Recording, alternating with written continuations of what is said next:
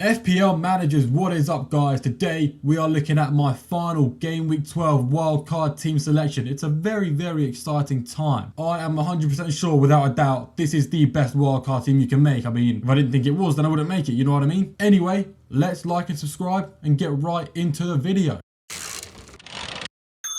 So guys, we are starting off with the goalkeeper position. Now first off, we got Fabianski on the bench guys, you know, 4 mil starting keeper. It's a no-brainer for me. On the actual team though, we have Sanchez from Chelsea. Now guys, Chelsea have an amazing fixture run, but that is not why I'm bringing in Sanchez, okay? The main reason is because I like to pick my goalkeepers based on save potential and clean sheet potential. The goalkeepers with the most saves in the league are normally goalkeepers from awful teams, okay? Teams that get a lot of minus points for conceding too many goals and teams that don't keep a lot of clean sheets. But Sanchez here plays for a team with a lot of clean sheet potential and he still has the 3rd most saves in the league. So to me, all I see is a goalkeeper with a lot of points for saves and a lot of points for clean sheets. Now, there's not many other goalkeepers in the game that can do that. The only other one in that same conversation is Nick Pope, but Nick Pope is more expensive and Newcastle are a little more inconsistent. So that's why I've gone with Sanchez. And you know, as a bonus, he does have a really good fixture run coming up in the next 11 games. On to the defence now, guys. We actually have 5 playing defenders. First one we're looking at is Gvardiol, the most expensive one here. He's been in my team since Game Week 1 and he is not leaving anytime soon. Even though the fixture run he has is kind of hard, it's not easy. I'm only going to bench him for 2 games in the next 12, okay? So a lot of these games I'm happy starting him ahead of because Man City, they're a really good team, guys. Let's be honest. We all know it. They can keep a clean sheet against anyone in the league if they really play well and try their best. If you include the fact Gvardiol has a lot of goal threat as well, it's a player you don't want to be missing out on. The other sort of premium defender is Gabriel. Now guys, Arsenal have not been great recently, but I think they've been a bit unlucky defensively. I mean, they've had 2.2 expected clean sheets in the last 5 games and they've got 0 to show for it. Usually they'd be picking up a few more. So their defence on paper is still very good. They've just been a bit unlucky and I do believe with this good fixture run they have ahead of them, they're going to start picking up more clean sheets and more goals in general. And his ownership is not going to be very high anymore. The Arsenal defence is going to be a cheeky little differential for you guys. So yeah, Gabriel, definitely a player I'd recommend everyone get in. If you can't afford him, get Salah instead. Maybe even go for David Raya if you want to. Next defender we're talking about, guys, is one on the bench. We're looking at Ryan Aït-Nouri, who is benched for the away game to Fulham. But the next 5 after that are all insanely easy. And I expect quite a bit from him, okay? Because, guys, Ryan Aït-Nouri has a lot of potential for goal involvements. For a defender that's only 4.7 million, you really don't see that too often. And with the easy games coming up, you can see some clean sheets in there too, you know, maybe 2 or 3 if we're lucky. Then after the games get hard, I could either hold him on the bench or maybe just even sell him, depends how I'm feeling. He's more of a short-term option, I'm being honest, okay? He's not someone you want in your team for ages because after those 5 easy games, the Wolves games do get very tough again. On to the next cheap defender, we're looking at Mazraoui. Now, Mazraoui may have some rotation risk, but he's easily been the best fullback at Man United this season. So I find it very hard to believe he's going to be losing his place. What's even more appealing is that we now have wingbacks at Manchester United, okay guys? Which means he's going to be a lot more advanced up the pitch. Which means he could be in for some more goal involvements. But either way, I'll just be bringing him in for that clean sheet potential.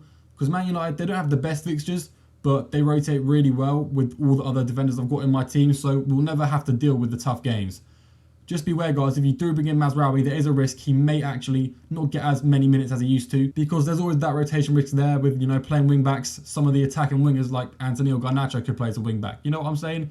So be careful when you bring him in. I think it's worth the risk because even if it doesn't play out, I still have other defenders on my team that I can rotate him with. And finally, we're looking at quite a boring one. We've got Veltman here. Most reliable Brighton defender in my opinion. Pretty solid for minutes. I mean, the clean sheet potential is all right. Brighton know how to keep clean sheets in the easy games, which is what I've got him in for. You could do a little switcheroo here. You see I've got Sanchez from Chelsea and I've got Veltman from Brighton. You could get Verbruggen from Brighton and Colwill from Chelsea. I just liked Sanchez a lot more as a goalkeeper, so that's why I've gone with him for my Chelsea defender. Now guys, looking at that midfield, some of you are going to be shocked because you see there is no Saka in there. Usually it's a Salah, Palmer, Saka triple up, you know. I don't think Saka is worth 10 million, guys. He would not be my captain at all for the rest of the season. Along with Salah and Palmer in my team, it would always go to Salah or Palmer. Which means Saka to me isn't worth 10 million because players are only worth 10 million if they're going to be your captain, which he is not, guys. He's going to get consistent points, okay? He will. But he rarely ever goes into the double digits like these other guys. So for me, he's being left out. It's a risk, but it's a risk I'm happy taking because I believe it's the best decision to make. We have Salah and Palmer in the team, obviously, guys. They are the two most essential players you can go for. Like I said about Palmer and Chelsea with the fixture run, the next 11 games are ridiculous. He's definitely essential for the next 11 games, maybe even for the rest of the season. And looking at Salah, he's looking like he's going to be essential for the rest of the season, guys. He is playing way too well, returning in every game, whether they play, the hardest games away to Arsenal or playing against the relegation team. He's always there. And I've not had him in my team. It's really been annoying me, guys, okay? I've been stuck with Haaland, who's been stinking out my team recently, even though I've been getting green arrows, It's not because of Haaland, it's in despite of Haaland. So, yeah, I'm very happy to be owning Salah and Palmer now. Next up, guys, we've got Bruno. Now, Bruno could be Mbumo. Either way, Bruno or Mbumo, both be in my team for the next 2 game weeks. I'm picking Bruno because Wissa takes away the expected goals from Mbumo, makes him a less reliable FPL asset, and Bruno is on great form. Then, after these 2 easy game weeks, depending on how well he does, I could hold him, but I do plan on selling him for a West Ham player, most likely Jared Bowen, if Jared Bowen can keep up the high expected data he's been getting. But at the same time, I don't like to plan too far ahead, Bruno could get 2 double-digit hauls in a row, and I may want to keep him for even longer in my team, even through the tough games. So we'll see how that one plays out. Guys, up next, we are looking at Morgan Rogers. Now, guys, Morgan Rogers, in my opinion, is an essential cheap midfielder, someone you can hold all season long. I get if you want to pick Semenyo, but I like having a player in my team I know I can keep there for the rest of the season. The reason I think he's a season-long hold is because, right, look at his price. 5.4 million, yeah? He is a player reliably starting every game in the top 6 team. He gets the decent expected data, and he's fixture-proof, He's scored in the tough games this season. So I really like Morgan Rogers as an asset. The next fixtures are quite good. He's 3 out of the next 4. Really good fixtures that he can get returns in. But like I said, even that away game to Chelsea he's got coming up, he can score or assist in the tough games as well, which is something you cannot say about any other 5.4 million player in the entire game. He really is underrated, and I do think if you are wildcarding, you need to bring him in your team. Then we got Winks, who is just some bench fodder there just in case one of my players doesn't play to pick me up a 2-pointer. Now, guys, with the forwards, it's quite interesting here, okay? The cheap forwards are very popular, and there's also a good reason for it. They are very good, but I'm not going with any cheap forwards in my front line, which could be a bit risky. But I prefer the mid-priced forwards, and I'm going to tell you guys why, okay? These cheap forwards, they got pretty good expected data, and they got pretty good fixture runs. Definitely the players that are going to be scary to go without. But we have to remember, guys, they are cheaper for a reason. These mid-priced forwards are all playing for top teams in the Premier League. They've all proven themselves to be consistent goal scorers this season, okay? Isak more recently. Jackson, been pretty solid all season. Havertz, he's been all right. I mean, Arsenal haven't been on great form. They've scored like 3 goals in the last 4 games. So you can't expect much from him in the recent games.